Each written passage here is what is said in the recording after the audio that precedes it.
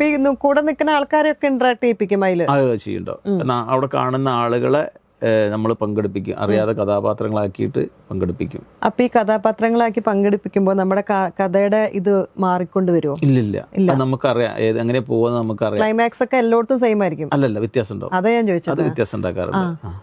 കാരണം നമുക്കൊരു കോൺഫിഡൻസ് ഉണ്ടായാൽ മതി. എവിടെ കളിക്കുമ്പോഴും അതിന് കുറച്ച് നമ്മൾ ലീഡ് ചെയ്യുന്നത് നമുക്ക് തന്നെ അറിയാം. ഈ ഇതിലാണ് ലീഡ് ചെയ്യുന്നത്. ചില സമയങ്ങളിൽ ഡൈവേർട്ട് ചെയ്യാറൊക്കെ ഉണ്ട്.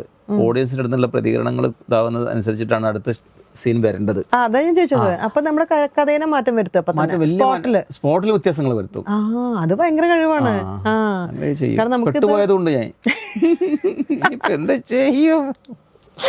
അത് എന്തായിരുന്നു? അത് കല്യാണം നടത്തണം, പെങ്ങളുടെ ഒരു കല്യാണം നടത്തണം.